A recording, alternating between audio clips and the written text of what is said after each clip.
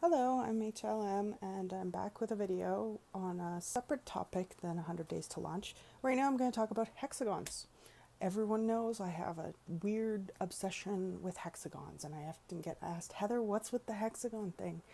You know, if you watch the video from the 13th day of 100 Days to Launch, you know that the burial pods that I've designed are hexagonal prisms. So you're probably like, what's up with Heather and the hexagons? So I kind of want to run you through some of my beliefs and theories about hexagons and understandings. So we're going to go back in time to when humans were first creating domiciles and homes. And you're going to find that most of them were going to be a single shape. So round, womb-like, very simple shapes and very unifying shapes. So this was the first stage of human evolution, was going to be singularity.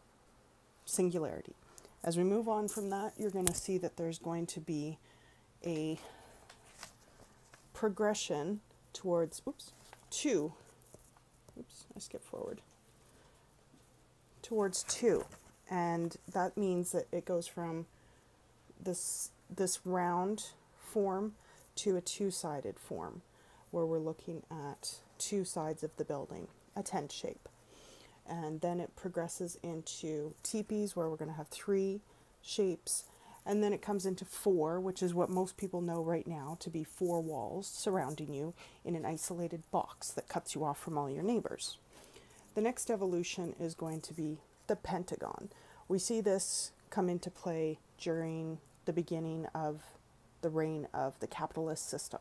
So 4 was the industrialized system, 5 is the capitalist system. There is some overlap between the two of them.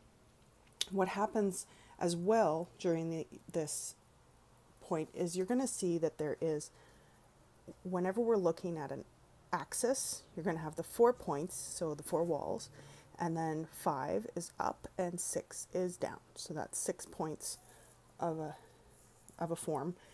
And so when we're looking at what happened in the capitalist and industrial systems, there was lots of skyscrapers. There was lots of the fifth dimension being observed with skyscrapers. Every type of skyscraper you can think of was explored during this era.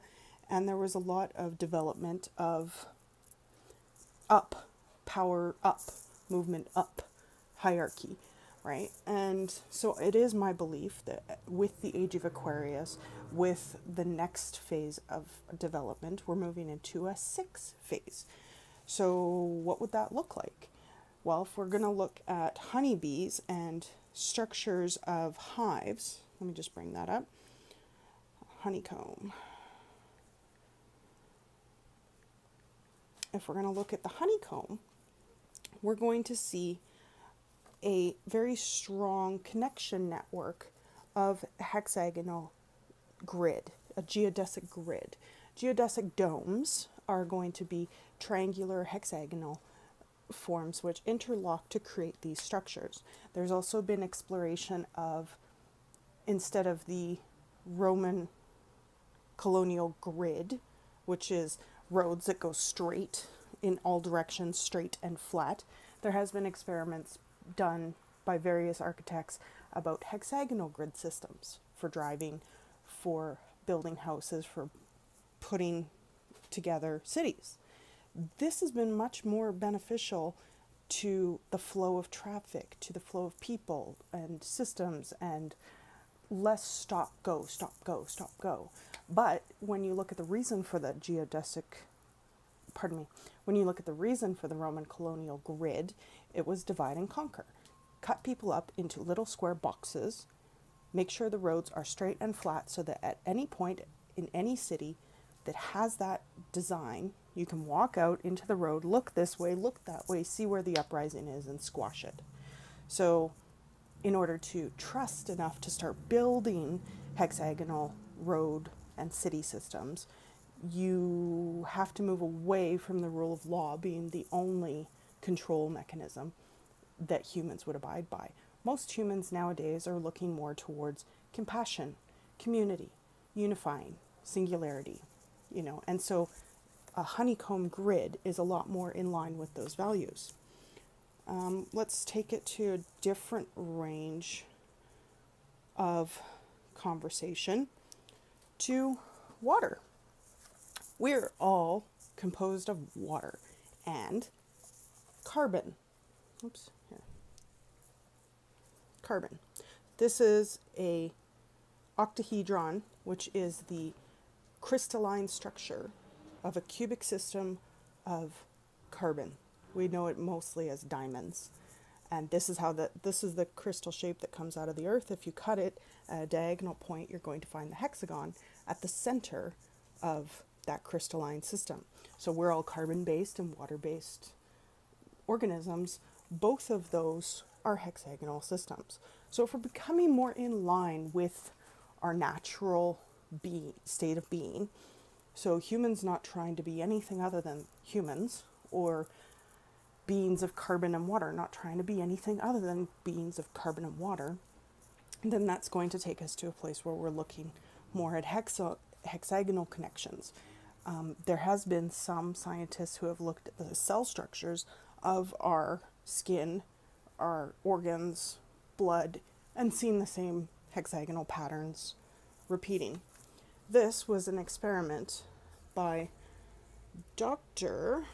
Emoto, who was taking water samples from various places around the world. So we have the Shimanto River, is referred to as the last clean stream in Japan. Over here we have the Yodo River, which passes through most of the major cities, and the Fujiwara Dam, before offering a peace offering and after a prayer peace offering. So water is seeming to react to our emotions and environmental components. So we're talking on the top level about like Mozart symphony imagined by John Lennon, the word love, and a water stream before and after prayer.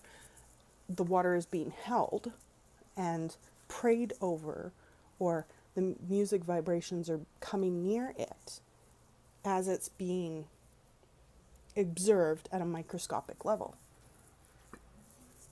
We all know that snow and frost are water at a at a cold freezing temperature. And this is where we see the crystalline structure taking on of water. And even when we're looking at the cubic system, we see that the hexagon appears in the cubic systems, the square systems. If you hold a square at a 3/4 angle, you see a hexagon in the outline of the shape too. So to me, I see hexagons as the next phase, the next development. I see it as a symbol for unity. I see it as the next evolution of our humanity. I see it as something that connects us more to who we actually are. I see it as a way to move away from the industrial and capitalist systems and into something more unifying and progressive and less destructive.